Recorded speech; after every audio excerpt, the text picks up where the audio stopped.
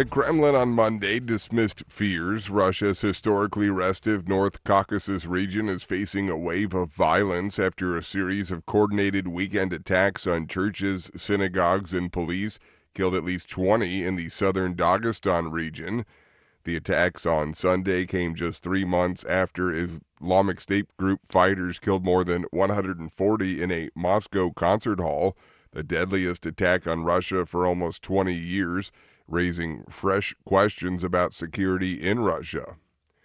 The European Union opens formal accession talks with Ukraine on Tuesday after Kyiv's decade-long effort to join the organization. Reuters correspondent Alex Cohen has more. The launch of talks, though largely ceremonial, is an important step for a nation that has spilled blood and pushed through the reforms required in its pursuit of EU membership. Ukraine filed its request to join the EU days after Russia's full-scale invasion in February 2022. It sees membership as validation of its fight to embrace European values. Ukraine cleared initial hurdles to accession in December by showing progress in fighting corruption and rebuilding its judiciary, among other areas the EU considers fundamental. The negotiations with the EU are expected to take years to conclude.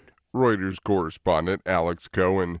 Germany's extremely concerned about rising violence on Israel's border with Lebanon and the growing risk of a full-blown regional conflict, Foreign Minister Annalena Baerbock said on a visit to the region on Monday. Together with our partners, we are working hard on finding solutions that can prevent more suffering. The risk of an unintended escalation and of all-out war is growing by the day. This is VOA News. French President Emmanuel Macron and King Abdullah II of Jordan on Monday called on Israel to lift all land-based restrictions on the delivery of aid to war-torn Gaza, the presidency said. UN agencies have repeatedly warned of severe shortages of vital supplies in Gaza, with restrictions on access by land and the closure of the key Rafah crossing with Egypt since Israeli forces seized the Palestinian side in early May. Macron and Abdullah II in Paris repeated the need for an immediate and lasting ceasefire in Gaza and called for the release of all hostages, including 2 French nationals. Flooding in Somalia's capital has become more frequent and intense in recent years. Reuters correspondent Angela Johnston reports. Devastating flash floods struck Mogadishu on Sunday, turning streets into rivers. Many things were washed away. Sunday's sudden flooding destroyed hundreds of homes as well as infrastructure.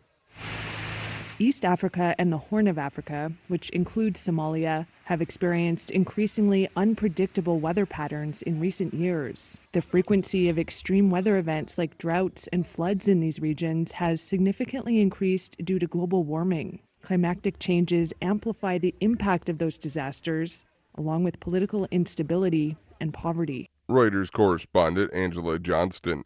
A lawsuit challenges a new U.S. state of Louisiana law requiring classrooms to display the 10 Commandments, AP correspondent Jackie Quinn reports. Less than a week after Republican Governor Jeff Landry signed the new Louisiana law, the American Civil Liberties Union, the Americans United for Separation of Church and State, and the Freedom from Religion Foundation have filed suit. They argue the mandate violates the separation of church and state and may alienate some students who are not Christian. Proponents say they're foundational documents of government. The Supreme Court in 1980 and in 2005 ruled Kentucky was violating the Constitution with a similar law. I'm Jackie Quinn.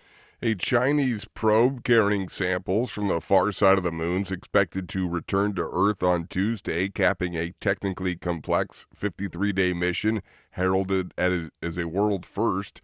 Beijing has not disclosed the spacecraft's estimated arrival time, but experts say it will likely touch down in a barren expanse of the desert in the northern Inner Mongolia region around midday. It comes bearing soil and rocks from the far side of the moon that faces away from Earth, a poorly understood region scientists say holds great research promise.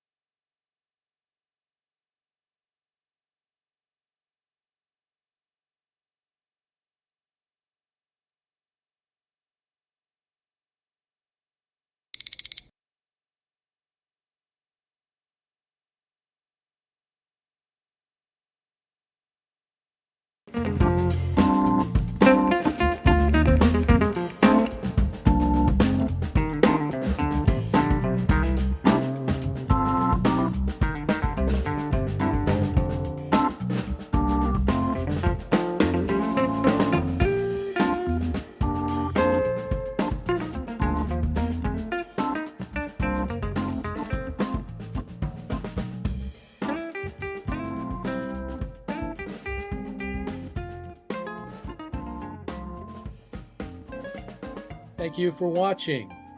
Can you do me a favor? Please leave a comment in the comments section below. That would really help. Thank you, and see you again soon.